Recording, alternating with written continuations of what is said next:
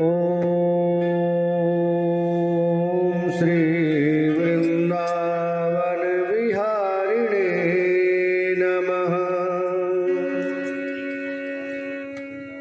ओम श्री गुरु चरण कमलेभ्यो नमः।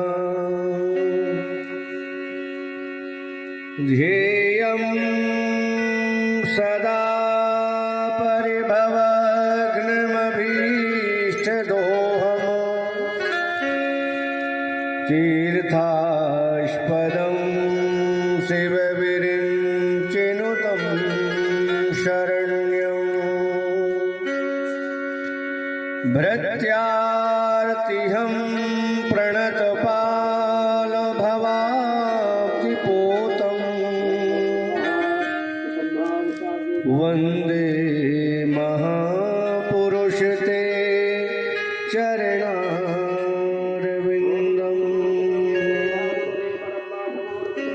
वंशी विभूषितकरान्नवनीरदाभात् पीताम्बरादरुणबिम्बफलाधरोष्ठात्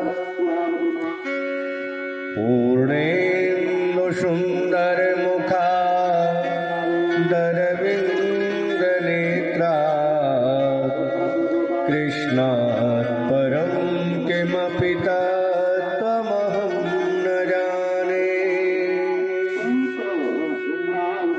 कान्ते सितामृषतिनिन्दितशारदेन्दुरो यत्रैकतो विलसितामशिताङ्गशोभा। वृन्दावने विकृतया मुनगाङ्गसङ्गमो राधा मुकुन्दयुगलं तदहं नमामि। सच्चिदानन्दरूपाय विश्वोत्पत्त्यादिहेतवे तापत्रयविनाशाय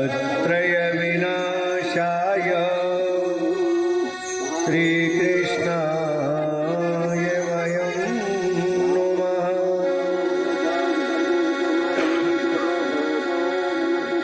मूकं करोति वाचालं पङ्गुमुल्लङ्घयते गिरिं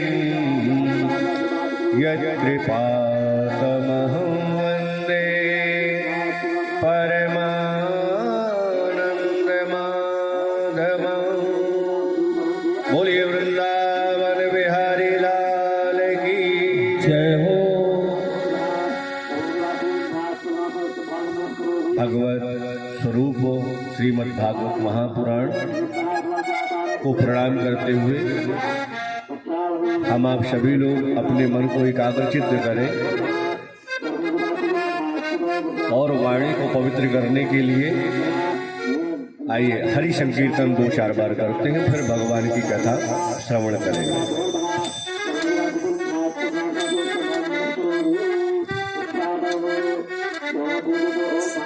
हमारो धन राधा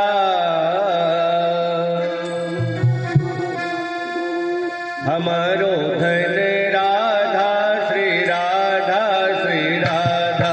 हमारो धन राधा श्री राधा श्री राधा। हमारो धन राधा श्री राधा श्री राधा।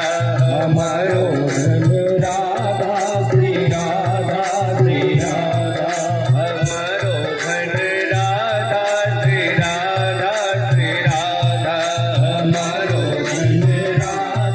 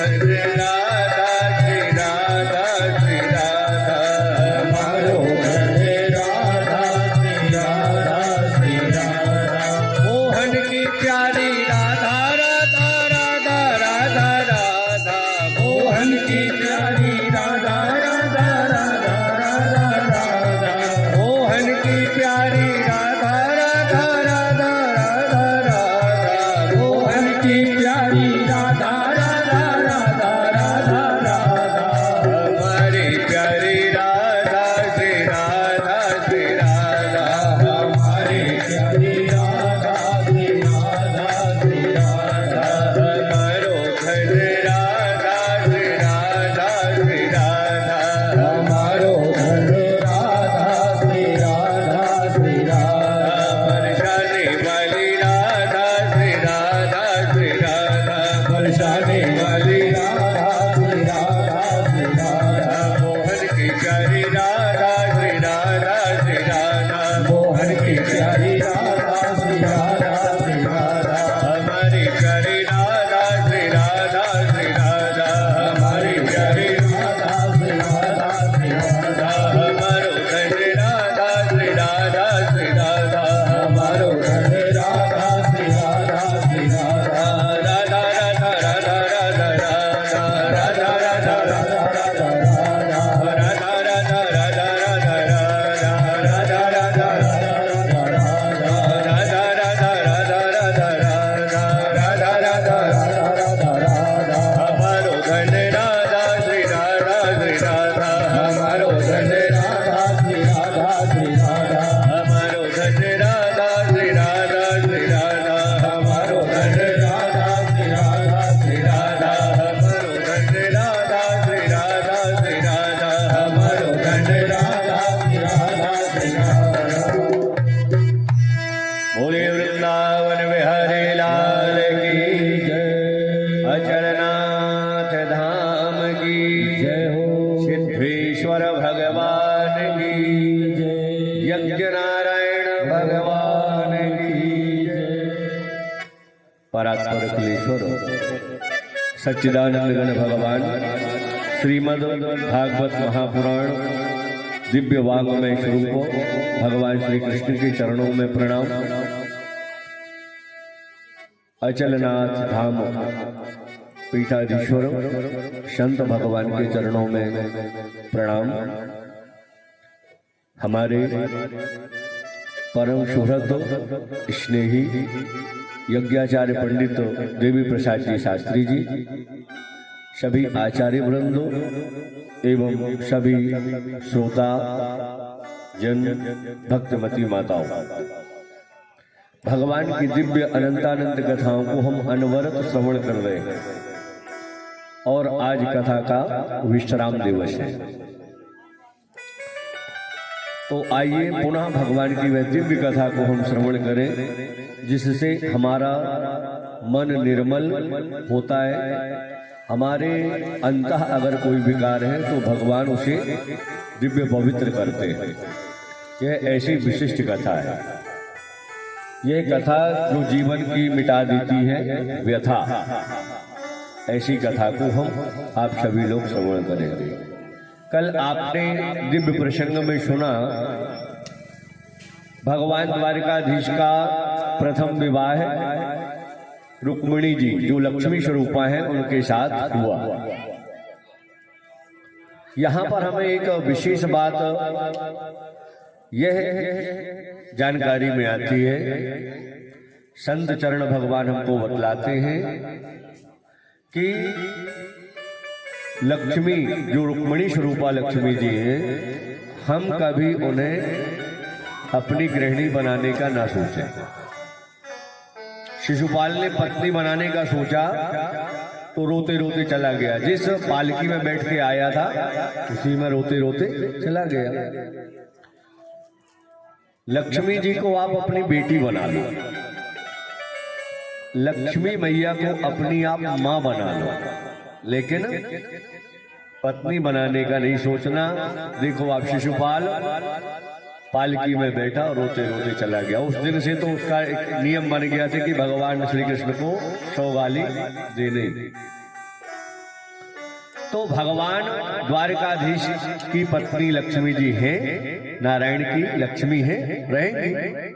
उनको कोई और उसमें बहुत से आप देखो धनी मानी लोगों को, लेकिन आप देखो कि किस तरह से अभी अभी कुछ दिन पहले इत्र की सुगंध कैसी फैली उत्तर प्रदेश बिहार साइड, कितना वो छुपाना चाहा व्यक्ति, लेकिन वो सुगंधी शासन प्रशासन को अगर पता चल गई तो सब, चाहे आप लंबरेटा गाड़ी में चलो, चाहे सामान्य हवाई चप्पल पहनो, कुछ भी, लेकिन वो अंदर तक का खोज लेती है शासन प्रशासन, ऐसा है।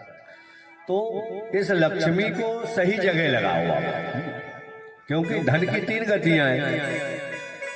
कौन कौन सी? तो बोले दान कर लो आप। अब हमारा मन दान करने का नहीं है। अरे कहाँ, महाराज जी लोग तो जबरदस्ती बताते रहते हैं दान दान नहीं करो, आप दान बिल्कुल नहीं करो। तो भैया भोग कर लो जो आपके पास है, अच्छा सुखो भोग कर लो। और अगर आप भोग नहीं करवाए तो तीसरी गति होगी क्या? नाश। इसलिए दान की 3 गतियां हैं, दान, भोग और नाश। तो धन को हमें कहां लगाना चाहिए? आज रुक्मिणी मैया के साथ में भगवान द्वारकाधीश का प्रथम विवाह हुआ और परात्पर अखिलेश्वर के यहाँ एक बालक का जन्म भी हो गया, जिनका नाम है प्रद्युम्न। रुक्मिणी जी के यहाँ प्रथम बालक का जन्म हुआ। सुखदेव जी राजा परीक्षित को बतला रहे हैं कि ये प्रद्युम्न है कौन, तो बतलाया, कामस्तु वासुदेवांशो दग्धः प्राग रुद्रमन्युना देहोपपत्तये भूयस् तमेव प्रत्यपद्यतो। ये प्रद्युम्न है कौन? तो बताया ये भगवान के प्रथम बालक जो प्रद्युम्न है, ये कामदेव है। कामदेव है। एक बार भगवान आदिदेव महादेव तपस्या में निमग्न थे और इनने अपने काम बाण छोड़ना प्रारंभ किया। मोहन, वशीकरण, उच्चाटन, उद्दीपन, बाणों को छोड़ना चालू किया। लेकिन भगवान की तपस्या में विघ्न तो नहीं हुआ, लेकिन भगवान आदिदेव महादेव जैसे उठे तो क्रोध आ गया, और जब क्रोध आया तो तीसरा नेत्र भगवान ने खोला। तो क्या हुआ? तब शिवती शरणयन उभारा, तब शिवती शरणयन उभारा, चितवत काम भयो जरि छारा, चितवत काम भयो जरि छारा। कृष्ण तनय हुई है पति तोरा, कृष्ण तनय हुई है पति तोरा, भजन अन्यथा होय न मोरा, भजन अन्यथा होय न मोरा, भजन अन्यथा होय न मोरा, भजन अन्यथा होय न मोरा। जैसे ही भगवान आदिदेव ने तीसरा नेत्र खोला, कामदेव वहीं भस्म हो गए। कामदेव की पत्नी रति दौड़ते दौड़ते आई और भगवान शिव के चरणों में लौट गई। बोले प्रभु मैं हूँ रति और नहीं रह सकती बिना पति के, प्रभु कृपा करें। भगवान ने कहा चिंता मत करो, कृष्ण तनय हुई है सुत तोरा, पति तोरा। ये जो भगवान कृष्ण के प्रथम बालक हैं, ये कामदेव के अवतार हैं। वहां जाना। और अरे और तो और भगवान कृष्ण जब दिव्य रासलीला कर रहे थे, महारास लीला, तो भगवान योग योगेश्वर श्री कृष्ण ने काम को बुलाया था कि आओ और यहाँ पर आप अपने बाणों को छोड़ करके देखो। आखिर में वो सभी प्रकार के बाण चलाया, लेकिन भगवान कृष्ण को दिगा नहीं पाया। तो आखिर में एक नाम दिया, क्या? कामदेव ने नाम दिया अच्युत, न च्यवत स्वरूपात अच्युतः। भगवान का नाम अच्युत हो गया, जो थोड़ा भी डिगे नहीं, है ना? तो भगवान ने बालक बना दिया उनको, बालक बन जाओ तो हमारे। आज वही कामदेव प्रद्युम्न बन करके आए। लेकिन यहाँ पर एक बात थी कि एक राक्षस था जिसका नाम था शंबरासुर। उसको मालूम था कि भगवान श्री कृष्ण का प्रथम बालक मेरा काल होगा, मुझे मारने वाला होगा। तो क्या किया, छद्म वेश में वह द्वारिका में प्रवेश किया। प्रद्युम्न पालने में झूल रहे थे, उनको उठाया और ले जा करके समुद्र में फेंक दिया। 18 दिन के प्रद्युम्न और जल में फेंक दिया। बहुत बड़ी मछली थी वहां पर, उसने मुख खोला और मुख में ले लिया प्रद्युम्न को। अभी मुख में लिया ही थे कि मछुआरे ने जाल बिछाया और तुरंत वो पकड़ में आ गई। और वो मछली बेचने के लिए जब बाजार में गया तो शंबरासुर के सेवक आए और खरीद करके शंबरासुर के यहाँ ले गए। यहाँ पर नारद जी ने बता दिया रति को जाकर के कि देवी जाओ, मछली के काटते समय में तुम्हारा पति जीवित मिलेगा। आज रति छद्म वेश में मायावती का रूप धारण करके गई रसोई घर में काम करने के लिए, वहां कार्य कर रही थी। और जैसे ही उस मछली को काटा तो जीवित बालक को पाया। सेवक लोग लेकर के गए, महाराज जी ये बालक प्राप्त किया है हमने मछली के पेट से। अरे बोले किसको, जो अच्छा ऐसा करो, जो रसोई घर में काम कर रही है ना मायावती, उसको ये बालक दे दो। पत्नी के पास में पहुंच गए, लेकिन बालक रूप में। धीरे धीरे रति जो मायावती के रूप में थी, उसने बालक को, अपने पति को बड़ा किया। प्रद्युम्न जी को 12 वर्ष के हो गए। सब विद्या सिखा दी रति ने, छद्म विद्या, जितनी भी माया शक्ति थी, क्योंकि शंबरासुर को मारना था, सब विद्या सिखा दी। लेकिन आज प्रद्युम्न ने कहा देवी मैं आप में देख रहा हूं कि आप मां जैसे मेरे साथ व्यवहार नहीं करती। मातृभाव मतिक्रम्यो वर्त से कामनीय था।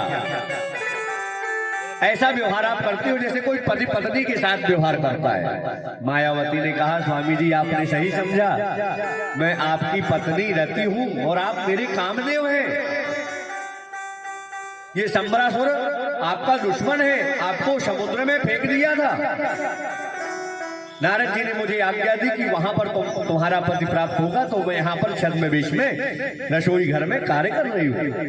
अब क्या था, तुरंत क्रोध में आ गए प्रद्युम्न और पहुंच गए जहां पर वह राजसभा पर शंबरासुर बैठा था। मैं कृष्ण का लाल प्रद्युम्न तेरा काल। और ये जैसे दिखा ओ मेरा काल मेरे ही घर में पल बढ़ रहा था। अब तो युद्ध होने लगा, बहुत युद्ध हुआ, लेकिन शंबरासुर की मृत्यु हो गई। प्रद्युम्न ने उद्धार कर दिया। उसके बाद मायावती साथ में लेकर के वायु वेग में उड़ते हुए गए जहां पर द्वारिकाधीश भगवान और रुक्मिणी मैया घूम रहे थे। जैसे ही गए तो आज रुक्मिणी को ऐसा लगा कि मेरा बालक भी अगर होता तो बहू के साथ में होता, कितना ही बड़ा होता। जाकर के दोनों ने प्रणाम किया और बोले आप जो मन में सोच रही है वही है हम, आपका पुत्र है, मैं आपकी पुत्र वधू। बताओ, बालक जब अदृश्य हुआ, गायब हुआ, 18 दिन का था, और जब मिला तो बहू के साथ में मिला, कितनी खुशी नहीं हुई होगी। यहाँ पर राजा परीक्षित से सुखदेव जी ने कहा कि इतने काल के बीच में भगवान के 16,107 विवाह और हो गए। राजा परीक्षित ने कहा प्रभु कैसे हुए वो भी बताओ। तो बतलाया, सत्राजितः श्रुतनयाम कृष्णाय कृत किल्बिषः शमन्तकेन मणिना स्वयमुद्यम्य दत्तवान्। एक सत्राजित नाम का व्यक्ति था और उसने इतनी तपस्या की थी भगवान सूर्य की कि उसको भगवान ने एक स्यमंतक मणि दे दी थी। और वो स्यमंतक मणि का कार्य क्या था, 8 भार सोना देती थी। इस समय सोना जो बहुत महंगा है ना, व्यक्ति उस तरफ सोच भी नहीं पाता। तो सोना 8 बार सोना देती थी। आज ये अपने सभी मित्रों के साथ भगवान सुधर्मा सभा पर विराजमान थे कि उसी समय वह सत्राजित सभा में पहुंचा तो जितने देवता गण बैठे थे और जितने सहपाठी बैठे थे भगवान द्वारिकाधीश के साथ में, वो उठने लगे। भगवान ने कहा क्या उठ रहे हो भाई, क्या बात है? अरे बोले प्रभु सूर्य नारायण भगवान आ रहे हैं। भगवान ने कहा सूर्य नारायण नहीं है ये, सूर्य भगवान की इनके ऊपर कृपा हुई है तो ये मणि प्राप्त हुई है। अच्छा अच्छा, आए सत्राजित बैठा। भगवान ने कहा क्यों सत्राजित, ये बताओ इतना धन तुम जो प्राप्त करते हो उस मणि के द्वारा कहाँ जाता है? ऐसा करो राजाओं के सेठ की कोष में जमा करवा दो तो जिससे प्रजा का पालन होगा। सत्राजित ने कुछ बोला तो नहीं, मणि को छुपाने लगा, चला गया घर। लेकिन कुछ दिन के बाद क्या हुआ कि जो मणि थी गले से उतार करके उसको घर में रख दिया था, तो उसी का जो छोटा भाई था प्रसेन अपने गले में पहना और चला गया आखेट खेलने घोड़े पर सवार होकर के। जब वहां गया तो शेर ने घोड़े को मार दिया और प्रसेन को भी मार दिया और शेर ने उस मणि को ले लिया। मणि को लेकर के जा रहा था कि जांबवंत जी आ गए सामने, जांबवान जी। शेर और जांबवान का युद्ध हुआ तो शेर को भी परास्त कर दिया। जांबवान जी ने मणि को लिया और जिस गुफा में रहते थे अपनी पुत्री के साथ में, जांबवती के साथ में वहां प्रवेश कर गए और वो मणि अपनी पुत्री कन्या को दे दिया, जांबवती को दे दिया। अब यहाँ सत्राजित ने कहा अपनी पत्नी से, देवी मैं एक बार भगवान श्री कृष्ण के पास बैठा था तो उनने ये चर्चा की थी कि ये जो स्यमंतक मणि है इसको यहाँ पर दे दो, उग्रसेन के दरबार में दे दो, राजकोष में जमा हो जाएगी, प्रजा का पालन होगा। हमें तो लगता है कि श्री कृष्ण ने ही गड़बड़ की है, लेकिन देवी ध्यान रखना किसी से चर्चा नहीं करना, मैं अभी तुमसे चर्चा कर रहा हूं। और हमारी माता इतनी अच्छी होती है कि बस और इतना और कह दो ऊपर से किसी से चर्चा ना करना, तब तो फिर क्या है, भोजन बाद में करेंगी, हो सकता है बाजू वाले घर में तुरंत पहुंच जाए और चर्चा शुरू कर दे। आज वह देवी ने यही किया, एक के कान में दूसरे के कान में, पूरे ग्राम नगर में बात फैल गई। करने करने जपन जना, सब लोगों को पता चल गया। सारी प्रजा द्वारिका की कहने लगी। अब आया समझ में, बचपन की आदतें जाती नहीं है। पहले दूध दही मक्खन चुराता था, अब ये देखो सोना चांदी चुराने लगा, मणि चुराने लगा। ये बात भगवान श्री कृष्ण के कानों तक आई।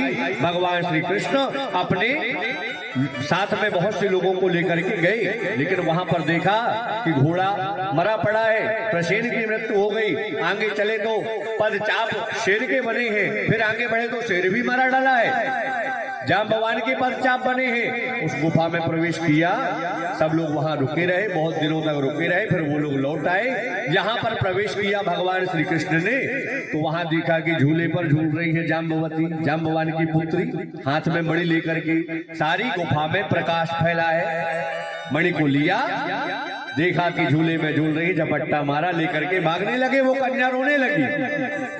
कन्या जब रोने लगी तो जांबवंत जी पीछे से आए, क्यों पकड़ा पीछे से, कौन हो तुम? अब क्या था, अब तो युद्ध होने लगा, उस गुफा के अंदर युद्ध होने लगा।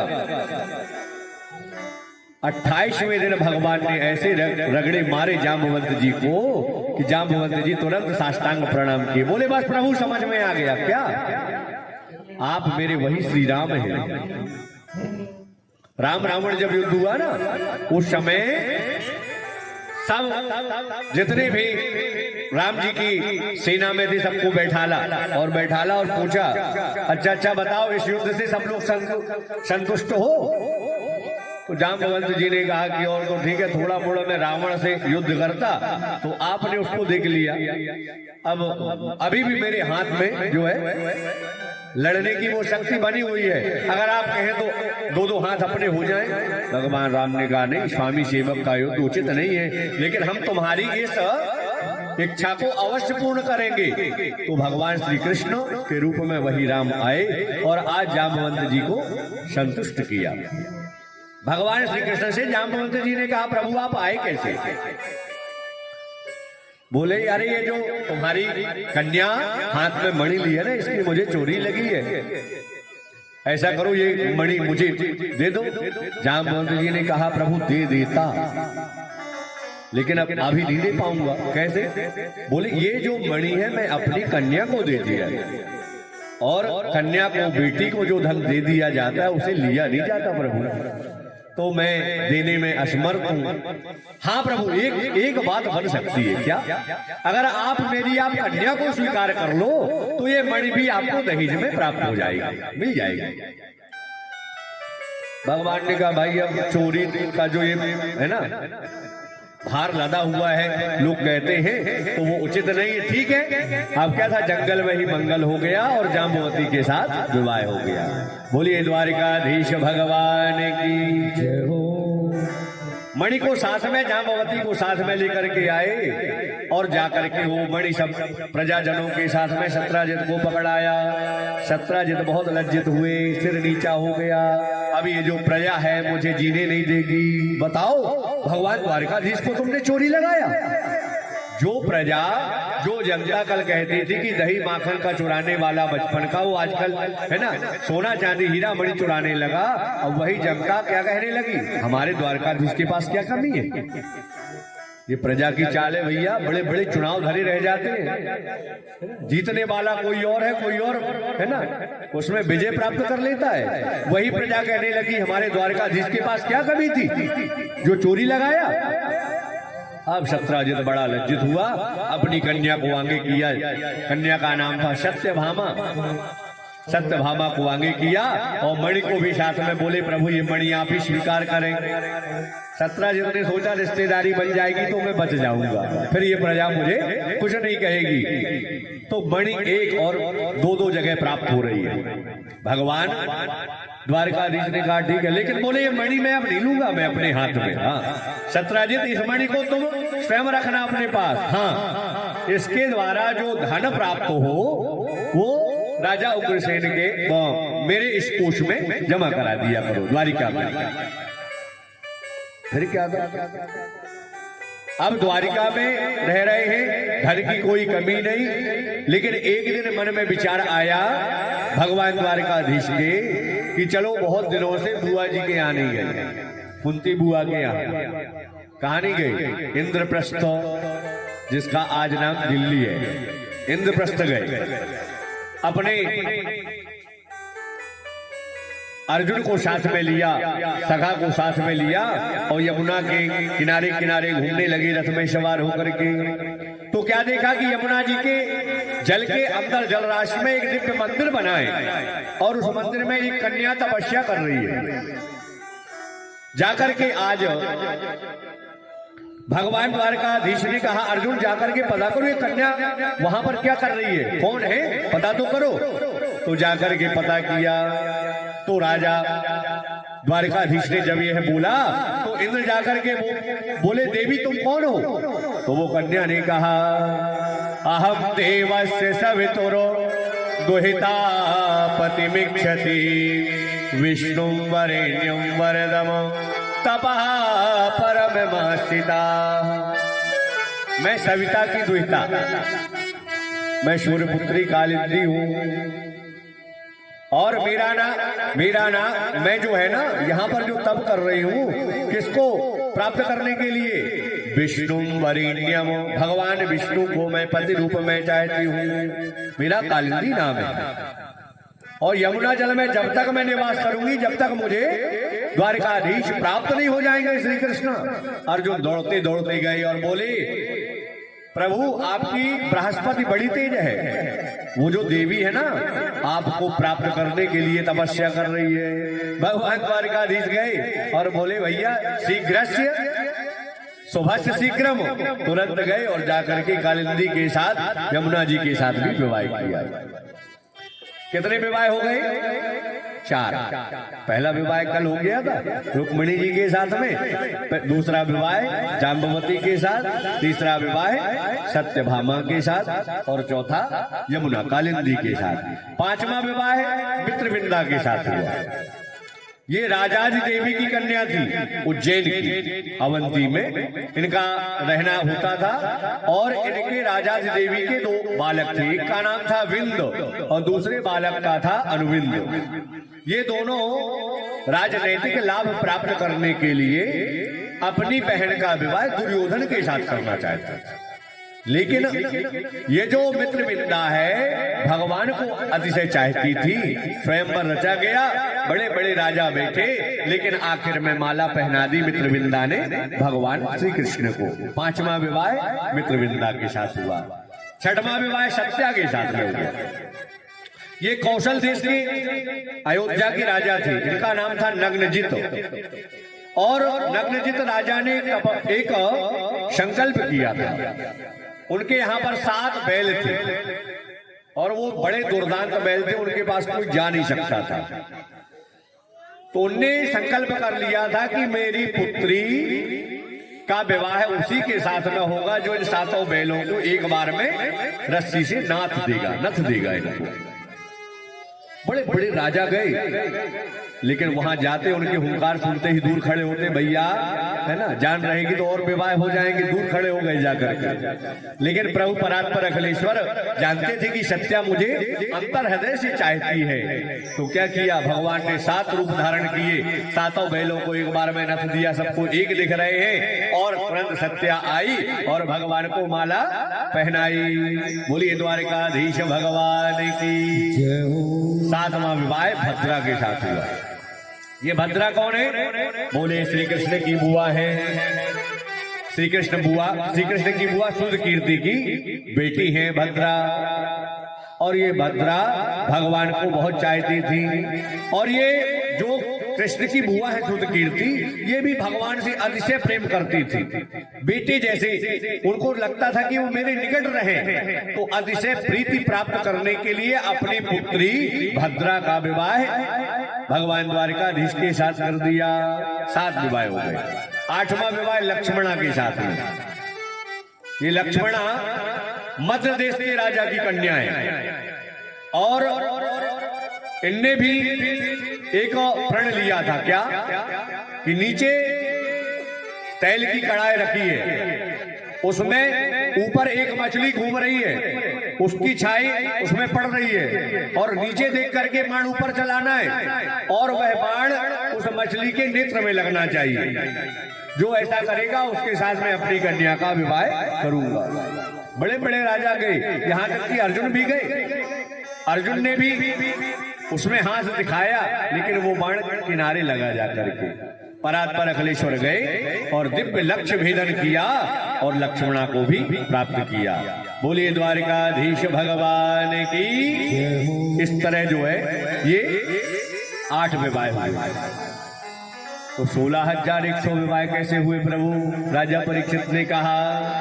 तो यहाँ पर सुखदेव जी बतलाते हैं, सभार्यो गरुडारूढ़ प्राग ज्योतिषपुरम ययौ गिर दुर्गै शस्त्र दुर्गैर जलाग्न्यादिर दुर्गमम। एक नरकासुर नाम का राक्षस था और नरकासुर को ही भौमासुर कहते हैं। भूमि का पुत्र होने से भौमासुर कहलाया।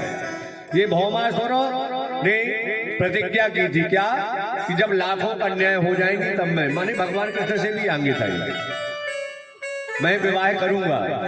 जिस जिस देश की राजाओं को जीतता उन वहां की पूरी कन्याओं को ला करके अपने बंदी खाने में छोड़ देता। उन कन्याओं ने पत्र लिखा, प्रभु इस पापी के बंधन से हमें मुक्त करें। भगवान चले, लेकिन अकेले नहीं चले, सत्यभामा को साथ में लिया। सत्यभामा कौन है? ये भूमि का ही रूप है। भौमासुर को भगवान भौमासुर को मारते ये अवश्य और मारेंगे। भूमि को पता था। भूमि ने कहा, प्रभु जब तक मैं ना बोलूं कि मेरे पुत्र को मारो तब तक आप मारना नहीं। भगवान ने कहा, जब तुम बोलोगी तभी मैं मारूंगा। आज भूमि ही सत्यभामा के रूप में आई, साथ में लेकर के गए और जाकर के ऐसा दुर्ग बनाया था, जल राशि वहां तक कोई पहुंच नहीं सकता था। हमें नदी पार करने में कितना समय लगता है, लेकिन वहां तो जल राशि दिख रही है, रास्ते का पता नहीं। भगवान ने उसको पार किया। अग्नि की ज्वाला ऐसी जल रही है जो आकाश से टकरा रही है, कौन जाएगा उस पार? लेकिन भगवान ने उसको भी पार किया। बहुत विशाल दुर्ग बनाया था, कोई जा नहीं सकता था वहां। भगवान ने सबको पार करते हुए और आखिर में दरवाजे में एक मुर नाम का दैत्य बैठा था। भगवान ने उसको मारा। तब से भगवान का एक दिव्य नाम हो गया मुरारी। बोलिए मुरारी भगवान की जय हो। उसके बाद युद्ध हुआ, बहुत बाण चलाए। भौमासुर ने बड़ा छद्म भेष से युद्ध किया, लेकिन मायापति के आगे उसकी माया चल नहीं पाई। भगवान ने उसका उद्धार कैसे करे। आज तुरंत सत्यभामा ने कहा प्रभु मारो, ये पापी को मारो, इस दुष्ट को। भगवान यही तो चाहते थे कि तुम बोलो, और जैसे ही बोला उसी समय भगवान ने उसका उद्धार कर दिया। जय। और जा करके क्या किया, जा करके बोले साहब जितने कारागृह में कन्याएं बंद थी 16,100, उन कन्याओं को बोले देवियों अब अपने घर को जाओ। उन देवियों ने सबने हाथ जोड़ा, प्रभु हमारा घर कहाँ है, आप ये बताइए। जिसकी कन्या सामान्य रूप से शहर पढ़ने चली जाए 2-4-10 दिन गांव घर से, तो वहां के लोग कहेंगे हाँ वो लड़की आजकल दिख नहीं रही। माने क्यों, मानसिकता ही हमारी गंदी हो गई है।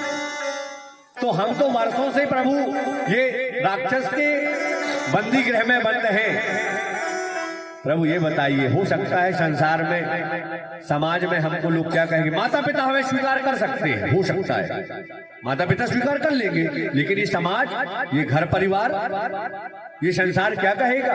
प्रभु अब तो आप ही हमारा सहारा है और कुछ नहीं। भगवान ने कहा जब चारों तरफ से किसी का कोई सहारा नहीं तो उसका सहारा मैं बनता हूं। तो भगवान ऐसा विवाह किए जिसका कोई सहारा नहीं।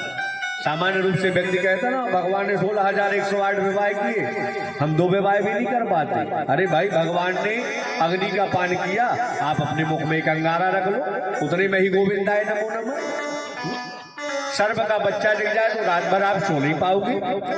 भगवान तो शेषनाग के ऊपर शयन कर रहे, काली नाग का मर्दन कर दिया। तो कहने का मतलब यह है कि इन कथाओं को श्रवण करने से ज्ञान होता है हमें कि परात्पर अखिलेश्वर योग योगेश्वर हैं, हम उनकी संतान हैं। हमारे मन में किसी भी प्रकार की भ्रांति होनी ही नहीं चाहिए। वो परात्पर अखिलेश्वर परब्रह्म परमेश्वर है। आज सभी जितने भी देवियां हैं प्रसन्न हो गई, तुरंत गए 16,100 मंडप तैयार हुए, भगवान उतने रूप धारण किए और सबके साथ विवाह हो गया। बोलिए द्वारिकाधीश भगवान की जय हो। तो आइए इस दिव्य मंगल बेला में हम भी भगवान का भजन करें और क्या कहें। जैसे भगवान ने उन कन्याओं की, उन देवियों की नैया को पार किया, हमारी नैया को भी पार लगा दे। और क्या कहें हम लोग, तेरी पार करेंगे नैया, तेरी पार करेंगे नैया, भज कृष्ण कन्हैया, पार करेंगे नैया, कन्हैया, पार करेंगे नैया, भज कृष्ण कन्हैया, पार करेंगे नैया, भज कृष्ण कन्हैया, कृष्ण कन्हैया भैया, कृष्ण कन्हैया दाऊदी के भैया, कृष्ण कन्हैया दाऊदी के भैया, कृष्ण कन्हैया दाऊदी के भैया, पार करेंगे नैया, भज कृष्ण कन्हैया, पार करेंगे नैया, भज कृष्ण कन्हैया। राधे राधे। हम आप सबकी नैया को पार करने वाले वही हैं।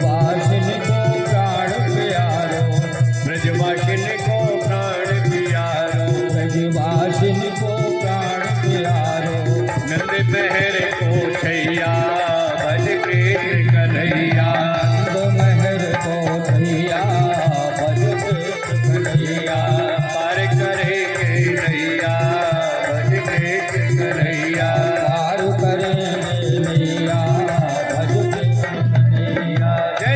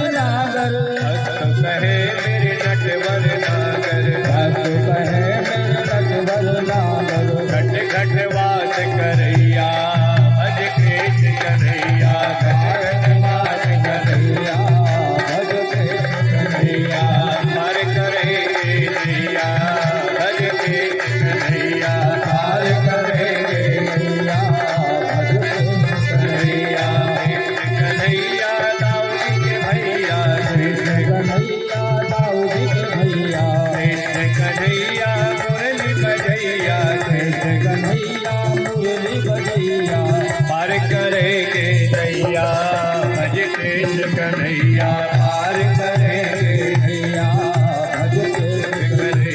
पार करेंगे नैया, भज कृष्ण कन्हैया पार करेंगे नैया, भजो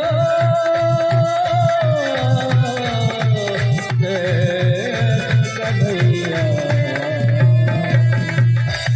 बोले वृंदावन बिहारी लाल की जय हो, अचलनाथ धाम की जय हो, जय जय श्री राधे। ऐसा दिव्य परिवार है, लेकिन भगवान श्री कृष्ण इतने बड़े दिव्य परिवार में रहते हुए भी कभी उनका चेहरा मुरझाया हुआ नहीं, चेहरा उनका लटका हुआ नहीं। भगवान के विवाह कितने हुए माताओं? 16,108। ये है हमारे कृष्ण कन्हैया के 108 विवाह। और हर देवी के यहाँ पर 10-10 पुत्र और एक एक कन्या का जन्म हुआ। अब गणना कर लेना आप लोग स्वयं, सब व्यास जी ही बताएं तो ठीक है, कितने बच्चे और कितने बच्ची, अब वो आप लोग गणना कर लें। इतना बड़ा दिव्य परिवार। हम आप लोग को थोड़ा में, हम एक देवी जी के साथ में रहते हैं और एक ही देवी जी के साथ में है ना, शकल में 12 बजी रहते हैं, एक ही व्यवस्था नहीं कर पाते। ये व्यवस्थाएं हैं, वो एक देवी 1 लाख के बराबर होती है। ये स्थिति है, उस समय की बात अलग है, तो कलिकाल है।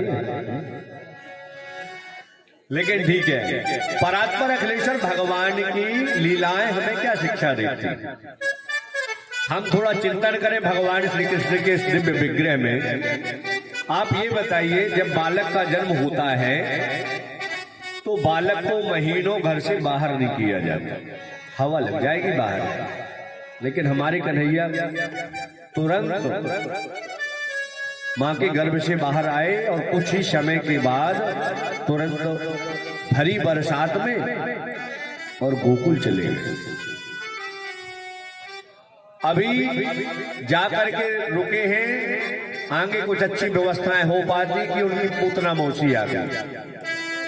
स्तन में जहर लगा के मारने के लिए भगवान ने उसका उद्धार किया। ठीक है, मामा ने गुड़िया भेजी तो तोड़ दिया। फिर मामा ने कहा चलो ठीक है बैलगाड़ी भेज देते हैं। तो शकटासुर आ गया बैलगाड़ी का रूप धारण करके। भगवान कन्हैया को गुस्सा आई, उनने भी उसको तोड़ दिया। तो भगवान जब बैलगाड़ी को तोड़ दिए तो मामा जी ने उड़न खटोला भेजा, तृणावर्त बवंडर का रूप धारण करके, उसका भी उद्धार किया। कितने हर क्षण क्षण में भगवान के साथ कुछ ना कुछ कोई ना कोई उत्पाद किया, लेकिन कभी उनका चेहरा लटका हुआ आपने देखा? हमेशा मुस्कुराते रहे। ये हमें शिक्षा मिलती है। थोड़ा सी हमारे ऊपर कोई कष्ट आ गया तो मुंह गिरा करके मत बैठो भाई, ये चिंतन करने का विषय है। अरे कुछ समय हुआ गाय बछड़े चराने लगे, बछड़े चराने गए तो वहां भी बहुत राक्षस आए, उनका उद्धार किया। बाकासुर का उद्धार किया, अघासुर का उद्धार किया। अरे दैत्य तो ठीक, देवता भी नहीं छोड़े भगवान को। ब्रह्मा जी आ गए परीक्षा लेने के लिए, इंद्र देवता ने कुपित होकर के वर्षा की, तो देवताओं का भी मान मर्दन किया और दैत्यों को भी परास्त किया। लेकिन जब देखो आप तो मुस्कुराते हुए रहे हो, कभी उनका चेहरा लटका हुआ नहीं हुआ। अब सोचे कि चलो ठीक है थोड़ा सा आराम करेंगे, तो वहां से मामा जी अपना है भेज दिए कि आओ भांजे। मथुरा गए, वहां भी उद्धार सबका किया। सोचे थोड़ा आराम करेंगे, तो जरासंध ने आक्रमण करना प्रारंभ कर दिया। भाई उनके दामाद को मार दिया, कंस को। अस्थि प्राप्ति रोते रोते गई और उन्हें जब बताया तो 17 आक्रमण कर दिए। भगवान अभी ढंग से रुके भी नहीं थे। अब उन्होंने कहा कन्हैया से, दाऊ भैया से कि भैया आप छोड़ो, अब ऐसा करें भाग चलते हैं। बलराम जी ने कहा लोग भगोड़ा कहेंगे, भगवान ने कहा एक नाम और जोड़ाएगा, रण छोड़ ही सही। वहां से भागे, आग लगा दिया प्रवर्षण पर्वत में, छलांग लगाई और समुद्र के बीच में द्वारिका को बसाया। वहां पहुंच गए, बोले यहीं आराम करेंगे, तो वहां पर भी आराम करने को कहा मिला। तो ये हमें हमारे जीवन में शिक्षा मिलती है कि हम कैसे रहें, किस तरह हमें रहना चाहिए। थोड़ा सा कष्ट आया नहीं कि हम हाय तौबा करने लगते हैं, अरे भगवान ने हमको बड़ा कष्ट दिया। भगवान क्यों कष्ट देने आएंगे भाई? आपने जो किया है, जो कर्म किया है, क्यों कहा गया कर्म प्रधान विश्वरति राखा, जो जस कर ही सो तस फल चाखा। आपका जो कर्म है, आपका जो प्रारब्ध है, वो है सामने आपके। अच्छा कर्म करोगे तो अच्छा, बुरा कर्म करोगे तो बुरी स्थिति होगी। ऐसा भगवान। लेकिन भगवान ने देखा कि उनके यहाँ पर 16,108 रानियां हैं। कोई ना कोई रानी कभी गुस्सा हो जाती है, लेकिन एक देवी जी ऐसी है कि जिनको कभी क्रोध ही नहीं आया। आज तक भगवान से उनकी झड़प नहीं हुई। कौन है? तो बोले साक्षात लक्ष्मी स्वरूपा रुक्मिणी जी। कभी नहीं। आज भगवान ने कहा इनको थोड़ा सा हास परिहास करके देखे तो इनसे। तो भगवान अपनी सभा से उठे और गए और जाकर के रुक्मिणी जी के भवन में सीधे शयनागार में जाकर के पलंग पर लेट गए। रुक्मिणी जी ने कहा प्रभु आते थे, बड़े आनंदित आते थे, आज क्या बात है, कहीं अस्वस्थता तो नहीं है? तुरंत शीतल जल लेकर के गई रुक्मिणी जी। भगवान ने कहा देवी इस जल को किनारे रखो और तुम हमारे पास बैठो। अच्छा प्रभु बताइए। बोले देवी ये बताओ कि तुमने हमारे साथ विवाह क्यों किया? छेड़ना था ना। जिसके यहाँ पर 10-10 बच्चे और एक कन्या का जन्म हो जाए और फिर उसके बाद कोई ऐसा कहे, तो आजकल की माताएं है ना, आजू बाजू देखेंगी कुछ रखा है अभी हम बताते हैं, नहीं तो घर में फोन लगा देंगी मायके में। तो मोबाइल तो आजकल सबके पास में है, थोड़ा आ जाना, इनको कुछ बतलाना है, मम्मी पापा को भी और भैया लोगों को। अकेले मत आना, 2-4-10 लोगों को साथ में, और थाने में भी खबर करे आना। अब इनको हम बता ही देते। लेकिन हमारे प्रभु देखो हास प्रयास कर रहे हैं लक्ष्मी जी से तो रुक्मिणी जी से तो कैसा। देवी ये बताओ तुमने मेरे साथ विवाह क्यों किया? रुक्मिणी जी कुछ बोली नहीं। देवी अगर तुम ये सोचो कि मेरे माता पिता का भी ढंग से पता नहीं है, कोई कहता है देवकी वसुदेव, कोई कहता है नंद बाबा और यशोदा, अरे माता पिता तक का पता नहीं है, अगर तुम कहो कि मेरे अंदर कोई गुण है तो गुण भी नहीं है। सब लोग जानते हैं दही मक्खन चुराने वाला, घर घर घूमने वाला, क्या गुण? ये कोई अच्छे गुण है क्या? अगर देवी तुम कहो कि मैं बहुत बड़ा वीर योद्धा हूं तो वो भी नहीं है। मुझे सब लोग जानते हैं कि जरासंध से युद्ध में लड़ते लड़ते भाग खड़ा हुआ, तब से मेरा नाम रणछोड़ पड़ गया। रुक्मिणी जी ने अभी तक कुछ बोला नहीं। भगवान ने कहा अच्छा ये बताओ शिशुपाल में क्या बात की कमी थी? अभी भी रुक्मिणी जी ने कुछ नहीं बोला। लेकिन आप भगवान श्री कृष्ण ने कहा देवी अभी भी कुछ नहीं बिगड़ा। इतना कहते ही रुक्मिणी जी बेहोश हो गई, नीचे गिरने लगी। दो हाथों से भगवान श्री कृष्ण ने पकड़ा, एक हाथ से शीतल जल छोड़ने लगे, एक हाथ से पंखा हिलाने लगे। होश आया जब रुक्मिणी जी को, तो रुक्मिणी जी ने कहा प्रभु आपने जो भी बात कही है वो गलत नहीं कही। क्या देवी? बोले आपने कहा कि मेरे माता पिता नहीं है, बिल्कुल आपने सत्य कहा। अरे आप तो स्वयं जगत के माता पिता है, आपका कौन माता पिता होगा? भगवान ने कहा बताओ, गजब की बात की इसने। आपने कहा प्रभु मेरे अंदर कोई गुण नहीं है। प्रभु आप तो त्रिगुणातीत हैं, आप तो निर्गुण निराकार हैं। रुक्मिणी जी की तरफ देख रहे हैं भगवान। बोले आपने प्रभु आपने कहा रणछोड़, बिल्कुल आपने सही कहा, आप रणछोड़ हैं। जो पापी व्यक्ति है उसके हृदय भवन को छोड़ करके जो धर्मात्मा है, संत है, भगवत भक्त है, उनके हृदय पर आप निवास करते हो, इसलिए आप रणछोड़ भी कहलाए। भगवान ने कहा देवी अगर हम तुमसे हास परिहास में ये बात ना करते तो हमें पता ही नहीं चलता कि तुम इतनी विदुषी हो, इतनी विद्वान हो, तो पता भी नहीं चलता। रुक्मिणी जी ने हाथ जोड़ा प्रभु, लेकिन आज के बाद ऐसी मजाक मत करना। ऐसी है देवी। यहाँ पर हमें शिक्षा मिलती है कि माताओं को पतियों के ऊपर तुरंत आक्रमण नहीं करना चाहिए। कहीं से कोई आया और हमारा घर में या परिवार में कहीं कोई वार्तालाप हो गई, तो पति कहीं से आ रहा है ना, थक करके घूम करके, तो कम से कम उसे ना दो तो शीतल जल दो, आग से जलते हुए अंगारे उसे मत दीजिए, थोड़ा उसे आराम कर लेने दीजिए, फिर शांति से बाद में बताइए जब भोजन प्रसाद ग्रहण कर ले कि ऐसी सी वार्तालाप हो गई। क्योंकि जो व्यक्ति बाहर रहता है तो कितने कार्य करता है। आप घर में रह करके भी अगर आपके अंदर उद्विग्नता है तो बड़ा विचित्र बात है। तो ये शिक्षा कथाएं हमको शिक्षा देती हैं कि जीवन में हमें किस तरह से रहना चाहिए। भगवान के विवाह के बाद अब तो पुत्र पौत्रों के विवाह भी होने लगे। हाँ, पौत्रों के विवाह होने लगे। प्रद्युम्न के पुत्र हैं अनिरुद्ध, और अनिरुद्ध का विवाह हुआ रोचना के साथ में। ये रोचना किसकी पुत्री है? तो बोले ये जो है ये रोचना रुक्मी की पुत्री।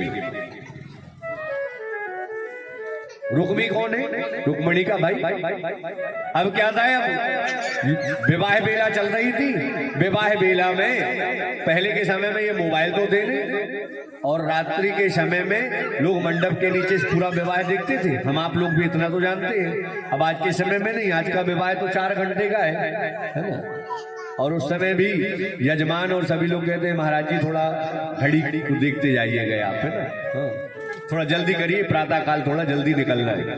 विवाह की बेला में अब विवाह चल ही रहा था, तो क्या करें, तो बोले जूझ क्रीड़ा की जाए। बैठ गए रुक्मी और रुक्मी के ठकुर सुहाती कहने वाले, चलने लगा जूझ क्रीड़ा। ताश पत्ती इत्यादि नहीं खेलते लोग, वामन पुराण। बहुत से लोग तो वामन उसमें भी पत्ती में भी भगवान के दर्शन करते हैं। अब जो खेलते होंगे वो लोग जानते होंगे। एक भक्त कहता है कि ये जो पत्तियां है ना, इनमें भी भगवान है। वो कहता है जिसमें बादशाह बनवारी, जिसमें बेगम राधा प्यारी, और जिसमें गुल्ला है गोपाल, ताश मिल खेले सावरिया, जिसमें इक्का एक संसार, कर लो राम नाम से प्यार, हो जाएगा बेड़ा पार, ताश मिल खेले सावरिया। बड़ा भजन है। अब वो भक्त है, अपने ढंग से गाया होगा। तो लेकिन भगवान के दर्शन ही करो, लेकिन उसको ऐसा नहीं कि पूरा अपना घर ही बर्बाद कर दो चक्कर में। इसका भी हमें ध्यान रखना चाहिए। तो आज जूत क्रीड़ा चल रही थी और बार बार बलराम जी उस जूत क्रीड़ा में विजय प्राप्त कर रहे थे, लेकिन रुक्मी के ठाकुर सुहाती जो साथ में बैठे थे, रहते ना अच्छे लोग भी होते गंदे लोग, लेकिन ये जो जूत क्रीड़ा करते हैं अच्छे लोग थोड़ा होंगे, तो ये तो आनंद के लिए हो रहा था। तो जो रुक्मी के साथ के लोग थे उन्होंने कहा नहीं, इसमें रुक्मी की जीत हुई, आपकी जीत नहीं हुई, बलराम जी की।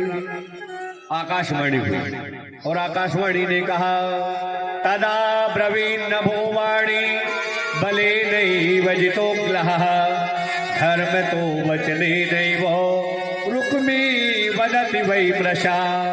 रुक्मी झूठ बोल रहा है, मृषा बोल रहा है झूठ। इसमें बलराम जी की जीत हुई। अब बलराम जी ने कहा देखो आकाशवाणी तो गलत नहीं बोलेगी, आकाशवाणी ने तो सही कहा। अब तो रुक्मी क्रोध आ गया रुक्मी को, और रुक्मी ने कहा नए वाक्य को विदायूयम गोपाला वन गोचरा। अरे तुम गाय चराने वाले क्या जानो तुम, ये लोग तो हम लोग खेल के जानते हैं क्रीड़ा इत्यादि। भगवान बलराम जी को कोई ऐसा कहे और उसके सामने बच पाएगा क्या? तुरंत हल से अपनी तरफ खींचा और मूसल से उसी विवाह के बीच में कूद दिया। रुक्मी की मृत्यु हो गई, हाहाकार मच गया।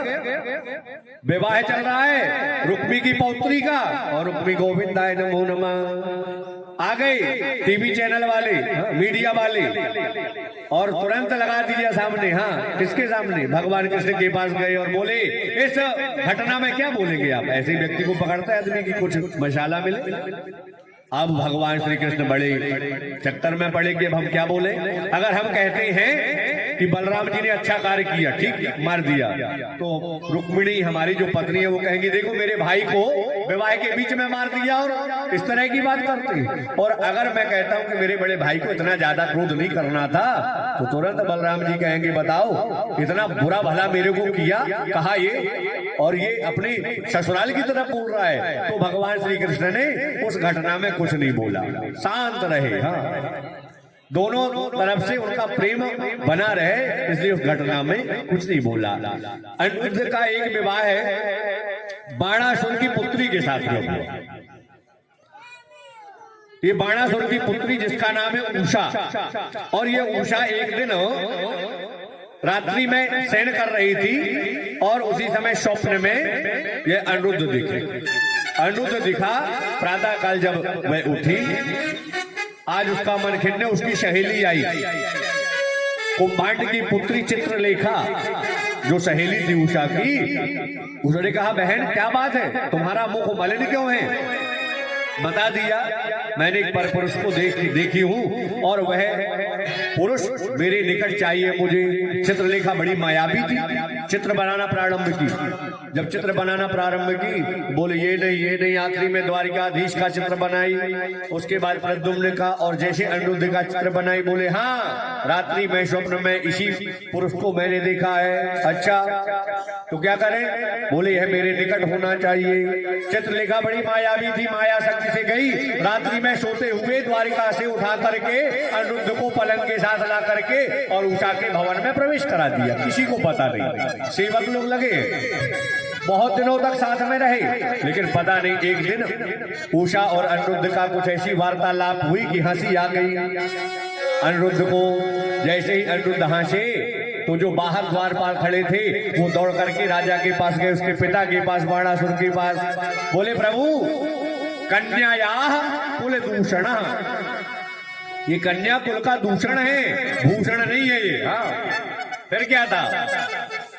बाणासुर चला अपने सेना के साथ में, और जैसे अंदर गया तो अनिरुद्ध पकड़ में आ गए। अनिरुद्ध जब पकड़ में आ गए तो उनको सीधे बंदी गृह में डाल दिया। नारद जी तो मन है, नारद जी द्वारिका पहुंचे और द्वारिका पहुंच करके बोले प्रभु सब बच्चों के हाल चाल बढ़िया है। भगवान द्वारकाधीश ने कहा हाँ बड़ा आनंद है, हाँ लेकिन मैं देख रहा हूँ कुछ दिनों से अनिरुद्ध नहीं दिखाई दे रहे। नारद जी ने कहा वो बाणासुर के जेल की हवा खा रहे हैं। क्या बाणासुर में इतनी ताकत आ गई कि मेरे पौत्र को बंदी बना करके रखा है? तुरंत भगवान द्वारकाधीश तैयार हुए और पहुंच गए। जैसे वहां पहुंचे तो बाणासुर के द्वार में, नगर में एक ध्वजा लगी थी, झंडा। वो किसने दिया था? भगवान आदिदेव महादेव ने दिया था। बोले यह अगर ध्वजा झुक जाए तो समझ लो तुमको मारने वाला, तुमसे युद्ध करने वाला आ गया। तो भगवान शिव ने क्यों दिया? बोले बाणासुर भगवान शिव का परम भक्त था, इसके 1000 हाथ थे और 1000 हाथ से ये 500 तबले बजाता था। भगवान ने आशीर्वाद दिया, अपना सेवक बना लिया। लेकिन एक दिन वह बाणासुर जाकर के कैलाश पर्वत को ही खुजलाने लगा, हिलने लगा कैलाश पर्वत। भगवान शिव ने कहा देवी ये कौन है? मां पार्वती ने कहा प्रभु आपका कोई सेवक ही होगा। अच्छा बुलाए पास में, क्या बात है? बोले प्रभु ये भुजाएं जो है ना बहुत भारी लगने लगी, कोई लड़ने वाला नहीं मिल रहा है। आदिदेव महादेव समझ गए, तुरंत एक ध्वजा दिए, बोले जाओ इसको तुम अपने गृह नगर में लगा लेना, और जिस दिन ये ध्वजा आड़ा तिरछा हो जाए समझ लो तुमसे लड़ने वाला आ गया। द्वारकाधीश अपनी सेना के साथ पहुंचे। आज ध्वजा को जैसे ही वो देखा कि वह नीचे गिर गई, बाणासुर को लगा कि अब गड़बड़ है। तुरंत क्या किया? तुरंत भगवान शिव को प्रणाम करने लगा।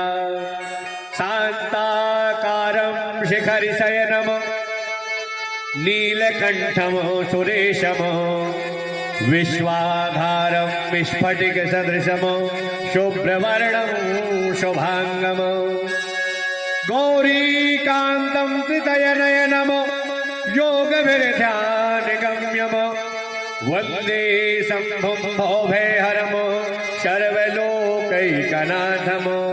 हे सर्वलोक के हितकारी प्रभु अब मेरे प्राणों की रक्षा करे। भगवान आदिदेव महादेव आए और गृहनगर के द्वार में लग गए। यहाँ से द्वारकाधीश भगवान अपनी सेना के साथ बढ़े। जैसे ही भगवान आदिदेव महादेव ने देखा तो तुरंत प्रणाम किया भगवान नारायण को। भगवान नारायण ने भी, ये तो सब एक ही हैं, चाहे भगवान ब्रह्मा विष्णु महेश सब एक हैं। एको ब्रह्म द्वितीयो नास्ति। आज भगवान नारायण ने कहा भूत भावन भोलेनाथ आप यहाँ क्यों खड़े हो भाई? द्वारपाल बने, क्या बात है? कैसे आपका यहाँ आना हुआ? भगवान आदिदेव महादेव ने कहा कि ये बाणासुर जो है ना मेरा चेला है और इसकी रक्षा के लिए मैं खड़ा हूं। भगवान नारायण ने कहा अलग होइए, मुझे आज उसके साथ युद्ध करना है, मेरे पौत्र को बंदी बना करके रखा है। भगवान शिव ने कहा प्रभु चेला के साथ गद्दारी मैं भी नहीं करूंगा, मैंने वचन दिया है। अब तो भगवान नारायण ने कहा तो फिर आ जाओ। रण क्षेत्र में आ गए, युद्ध चलने लगा। देवता लोग घबरा गए, ऊपर से क्या होगा? जब दो शक्तियां टकराएंगी तो क्या होगा? एक पर एक यहां से पशुपत्यास्त्र चल रहा है, भगवान शिव चला रहे हैं, तो वहां से नारायणास्त्र चलाया जा रहा है। अभी प्रलय होने वाला है क्या? आखिर में यहां पर भगवान नारायण ने विष्णु ज्वर छोड़ा और वहां से भगवान शिव ने महेश ज्वर छोड़ा। ज्वर यानी क्या? बुखार, अस्वस्थता है ना। तो भगवान विष्णु ज्वर जब छोड़े तो महेश ज्वर परास्त हो गया और भगवान शिव को जमाई आने लगी और वहीं पर द्वार में खड़े खड़े बैठ गए। मौका मिल गया भगवान नारायण को, तुरंत सेना के साथ प्रवेश कर गए। बाणासुर सामने आया, युद्ध होने लगा और युद्ध जब हुआ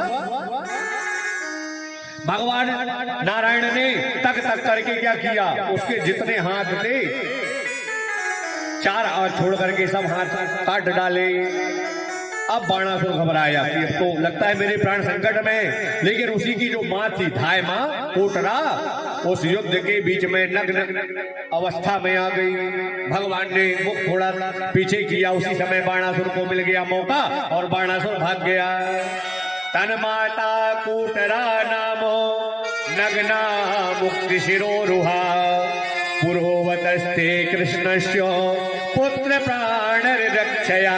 अपने पुत्र के प्राण की रक्षा के लिए आज वह बिना वस्त्र के आ गया। भगवान ने मुख थोड़ा घुमाया, बाणासुर को मौका मिला, भाग गया।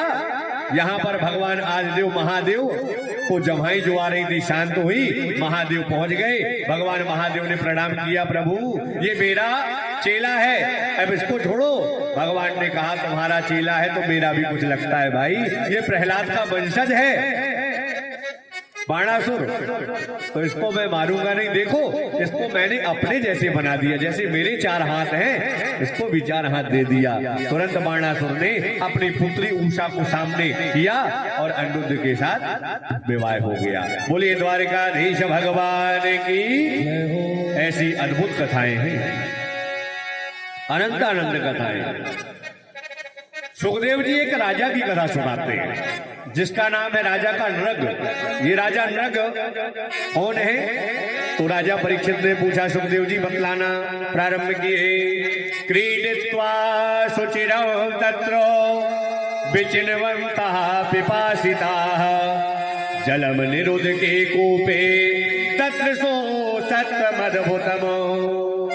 एक बार भगवान द्वारिकाधीश अपने पुत्र पौत्रों बालकों के साथ में उपवन में गए, जंगल में गए।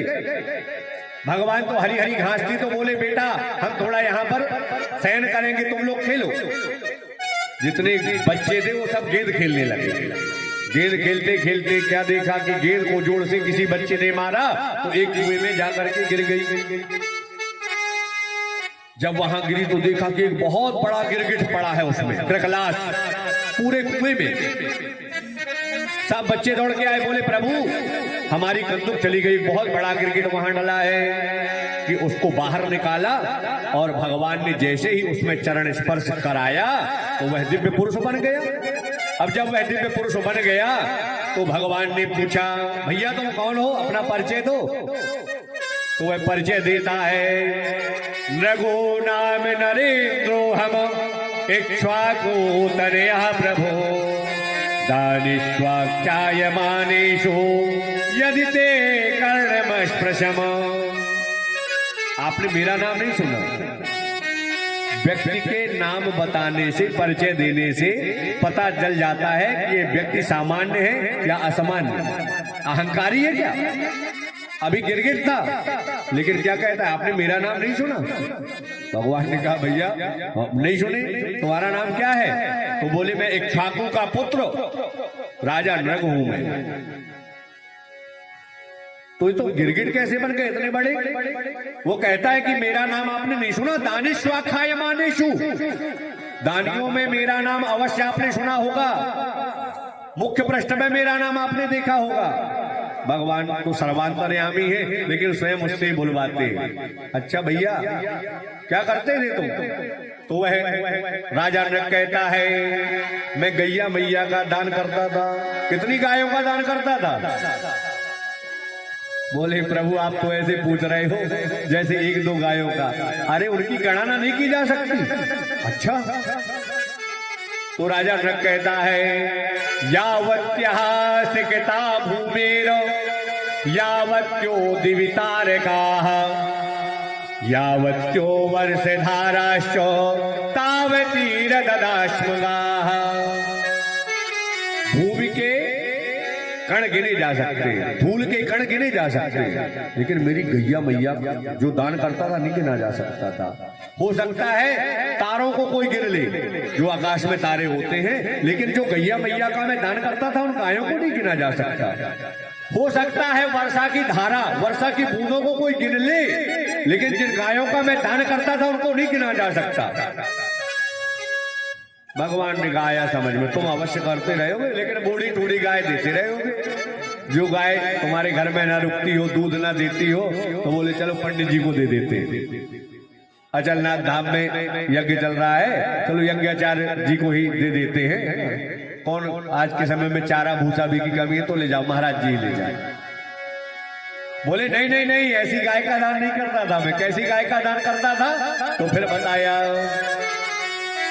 पयस्वनी तरुणी शील रूपो गुणोपपन्ना कपिला हेम श्रृंगी न्यायार्जितारूप्य खुरा सवत्सा दुकूल माला भरण सदा वहम। दूध देने वाली पहला बच्चा जो दिया, तरुणी, देखने में सुंदर, शील रूपो, भागने वाली नहीं कि जो गाय लगाने जाओ पैर मारे तो हाथ पैर भी तोड़ दे, ऐसी गाय नहीं। सौम्य गाय, प्रथम बच्चे को जन्म दी है, और उसको भी नंबर 2 की कमाई से नहीं प्रभु, न्यायार्जिता, न्याय के द्वारा जो स्वयं की कमाई, उस तरह में गायों का दान करता था। और एक विशेषता आपको बतला दूं, उसके जो सींग रहते थे ना, तो मैं क्या करता था, श्रृंगी पयस्वनी, और वो सींगों को स्वर्ण से मढ़ता था मैं। ये जो पैर है चांदी के खुर लगवाता था, और वर्ष की भर की व्यवस्था दे करके ब्राह्मण को दान करता था। भैया लेकिन तुम इतनी गायों का दान करते थे, लेकिन ये विडंबना क्या है कि तुम गिरगिट आकर के हम व्यक्ति सामान्य रूप से कुछ दान कर ले तो मदोन्मत्त हो जाता। महाराज जी मैं इतने साल से यज्ञ कर रहा हूं, मैं सब जानता हूं, तो वो भी समझ लेना कि राजा रगई की श्रेणी में आ गया। सब तो किया, लेकिन वो जो अहमता का बीज अंदर प्रविष्ट हो गया, वो सब गड़बड़ है। एक संत कहते थे कि व्यक्ति को हर प्रकार की कार में बैठना चाहिए, है ना। आज के समय में नए नए मॉडल तैयार हो रहे हैं, आपके पास धन है, पैसा है, तो रोज खरीदिए, बैठिए। बोले बस एक कार में मत बैठिए। वो कौन सी कार है? बोले अहंकार रूपी कार में मत बैठिए, नहीं तो ऐसा एक्सीडेंट होगा कि गोविंद आए नमो नमः कहीं के नहीं रह जाओगे। तो आज राजा नग ने कहा, प्रभु मैं गायों का दान करता था। एक बार मैंने एक अयाचक ब्राह्मण की गाय दूसरे ब्राह्मण को दे दी। अयाचक ब्राह्मण कौन है? जो कभी किसी से याचना नहीं करता, किसी से कुछ मांगता नहीं, किसी का दान नहीं लेता, उसके बाद जो व्यवस्था है उसी में करता है। उसकी गाय मेरे गायों के झुंड में आकर के मिल गई, और वो गाय मैंने एक दूसरे ब्राह्मण को दे दी। अब राजा क्या जाने कि किसकी गाय, सेवक लोग लेकर के आयो, दे दिया। फिर बोले वो गाय को ले जा रहा था जो ब्राह्मण जिसको मैंने दान दिया था, लेकर के जा रहे थे ब्राह्मण देवता। वो ब्राह्मण चला आया जिसकी गाय घर में नहीं पहुंची। उसने जैसे देखा ब्राह्मण के हाथ में गाय को, तो बोले ब्राह्मण देवता ये मेरी गाय है। ब्राह्मण ने कहा महाराज जी आप झूठ ना बोले, अभी अभी मुझे राजा ने गाय दान की है। दोनों लड़ते लड़ते पहुंच गए राजा के पास में। राजा नग ने कहा महाराज जी एक गाय के बदले 10 गाय ले लो, लेकिन किसी एक को गाय दे दो। जो अयाचक ब्राह्मण जिसकी गाय थी, उसने कहा मैं तो कभी किसी का दान लेता नहीं। तो दूसरे ब्राह्मण को जिसको गाय दान दी थी, उससे बोले महाराज जी आप एक गाय दे दो उस ब्राह्मण को, उसके बदले आप 10 गाय ले लो। लेकिन वो भी लोभी ब्राह्मण नहीं था कि नहीं नहीं अब एक गाय के बदले 10 मिल रही है तो हम ले लें और छोड़ दें। सत्यनिष्ठ ब्राह्मण था। राजा बार बार हाथ जोड़ता है और यही कहता है, को लाख रुपया ले गैया एक काहू को देवो। जितने रुपए पैसे ले रहे महाराज जी ले लो, लेकिन गैया मैया किसी एक को दे दो। लेकिन दोनों ब्राह्मण लड़ते लड़ते चले गए, संतुष्ट नहीं हो पाए। वह असंतुष्टि ऐसी व्याप्त हुई कि मैं जब मेरी मृत्यु हुई और वहां पर जब चित्रगुप्त ने खाता खोला मेरा, तो 99 पुण्य, लेकिन 1% जो है मेरा गड़बड़ था। वहां पर बोला गया कि क्या भोगोगे आप, पहले पाप भोगोगे कि पुण्य? तो हम जैसे स्वार्थी व्यक्ति होता तो हम ये कहते हैं पाप को किनारे डाल दो, 99% हमारा पुण्य, उसी को भोगेंगे, आनंद करेंगे। लेकिन धर्मज्ञ राजा था वो भी, उसने कहा पहले प्रभु मैं पाप ही भोगना चाहूंगा। वो मुझसे जो ब्राह्मणों को मेरे द्वारा आहत हो गया, ब्राह्मण रुष्ट होकर के चले गए, मैं वही, मुझे पाप ही दे दीजिए। तुरंत मैं वहां से गिरा और गिरगिट बन के पड़ा था। मुझे तो लगता है ब्राह्मणों ने मुझे आशीर्वाद दिया था। आज आपका चरण कमल मेरे स्पर्श हुआ, शरीर से संस्पर्श हुआ, मेरा तो जीवन धन्य हो गया। आज प्रणाम किया, राजा नग चला गया। सब बच्चे देख रहे थे। भगवान ने ऐसा क्यों किया मालूम? देख रहे थे कि बच्चे उद्दंड हो रहे हैं। भगवान ने अपने बच्चों को देखा कि ये संतों की अवहेलना कर रहे हैं, ब्राह्मणों की अवहेलना कर रहे हैं, इसलिए शिक्षा देने के लिए ये कार्य किया। और कहा ध्यान रखना बेटा, कभी भी ब्राह्मण का धन भूल करके भी नहीं लेना। क्यों? क्योंकि हो सकता है जहर खाने वाला व्यक्ति समय से हॉस्पिटल पहुंच जाए तो बच जाएगा, लेकिन ब्राह्मण का धन हरण करने वाले का क्या होगा? ना हम हाला हलम मन्नी विषम यस्य प्रतिक्रिया ब्रह्मस्वम ही विषम प्रोक्तम नास्य प्रतिविधिर्भुवम। क्या होगा? कुलम समूलम दहति ब्रह्मस्वर्ण पावका। बोले उस बस का विनाश नहीं होगा, उसके समूल परिवार का विनाश हो जाएगा। इसलिए ध्यान रखना, ब्राह्मण का धन हरण करने की बात क्या, कभी भी धोखे से भी नहीं लेना। कहा भी गया है, दान द्वेत द्विजराज को, द्विज यानी ब्राह्मण, दान देत द्विजराज को विघ्न करे जो कोय, सो होवे अतिपात की नरक वासत ही होय।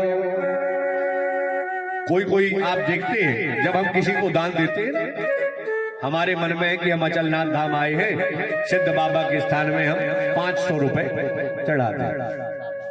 हमने जैसे ही निकाला तो हमारे जो साथ में थे लोग, उनने तुरंत हाथ पकड़ा, नहीं इतने नहीं, ज्यादा है, बहुत ज्यादा, तुरंत 100 रुपए दिए आपको, ये चढ़ा दो, अभी प्रकोर लगेंगे। हमारी इच्छा है अंदर से कि हम 500 रुपए सिद्ध बाबा में चढ़ाएं, सिद्धनाथ भगवान में, और तुरंत दूसरा व्यक्ति हाथ पकड़ रहा है। तो जो ऐसा करता है उसकी क्या गति है? हमारे मन में 10 रुपए देने की इच्छा है और कोई तुरंत अलग किया 5 रुपये दे दो। तो ऐसे व्यक्ति का क्या होता है? तो यहाँ पर भगवान अपने बच्चों को बतला रहे हैं, स्वदत्ताम परदत्ताम वा ब्रह्मवृत्ति महरेचयः षष्ठी वर्ष सहस्राणि विष्ठायाम जायते क्रमिः। स्वदत्ताम, हम दे रहे हैं कोई रोके, या दूसरा कोई दे रहा है हम उसको रोके, तो ऐसा व्यक्ति 60,000 वर्ष तक विष्ठा का कीड़ा होता है, गंदगी का कीड़ा होता है। इसलिए कोई अगर दान कर रहा है, कोई ले रहा है, उसमें हमें विघ्न उत्पन्न नहीं करना चाहिए। भगवान श्री कृष्ण कहते हैं कि ऐसा जो करता है उसको कोई दंड, यमराज से भी बच सकता है, लेकिन मेरे दंड से वो नहीं बच सकता। अन्यथा मेष दंड भाग, वो मैं उसको दंड मैं देता हूँ, यमराज तो देगा ना देगा, मैं देता हूँ। इसीलिए कहा गया, बहुत सोच समझ करके इस वाणी को हम बहुत नियंत्रित रखें। संत लोग कहते हैं और बड़े आचार्य गणों, सर्व अंग भंग हो तो गुरु की जो निंदा करे। हमने गुरु जी बना लिया, व्यास जी बड़े अच्छे, अच्छी कथा बोलते हैं, और जल्दी भावावेश में आयो गुरु दीक्षा ले लिया, और फिर उसके बाद जब उनके निकट गए तो उनके गुण के साथ साथ अवगुण भी पता चले। अब ध्यान आ रही, नहीं लेना था इनसे गुरु दीक्षा, ये तो बड़ा विचित्र है इनका, है ना। तो इसलिए कहा गया, पानी पीवे जान के, पानी पीवे छान के, और गुरु बनावे जान के। अति आतुरता नहीं कि बड़ा प्रेम भाव हुआ और महाराज जी बड़े अच्छी कथा करते हैं, दीक्षा ले लिया, और बाद में पता चला गोविंदाय नमो नमः। इसलिए बहुत सोच समझ करके दीक्षा लेना चाहिए। किस तरह से? तो यहाँ पर संत चरण कहते हैं, सर्व अंग भंग हो तो गुरु की जो निंदा करे, नरक माहि वास हो तो नारी के चुराए से, अंधे और लंगड़े हो तो जीवन के हिंसक जे, ज्ञान बुद्धि नष्ट हो तो नीच धान्य खाए से, कुष्ठी और मूक हो तो मुनिन को सतावे जो, नरक माहि वास हो तो पर निंदा गाए से। निंदा स्तुति में हम लोगों का बड़ा मन लगता है, तो ये समझ लो नरक की यात्रा प्रारंभ हमने कर दिया। विप्रन के पूजन से यश होत शालिग्राम, वंश को विनाश हो तो विप्र के सताए से। हमारे यहाँ ब्राह्मण आया और हम जानते कि हमारा पूजनीय है, तो हमारे घर में आए तो हम उसकी चरण धुलवाएं। संत कोई आए तो चरण धुलवाएं, वो चरण साधारण नहीं है। ये संत जो है ना, चलते फिरते तीर्थ हैं। हाँ? तीर्थों में जाओगे तब कहीं आपको वह फल प्राप्त होगा।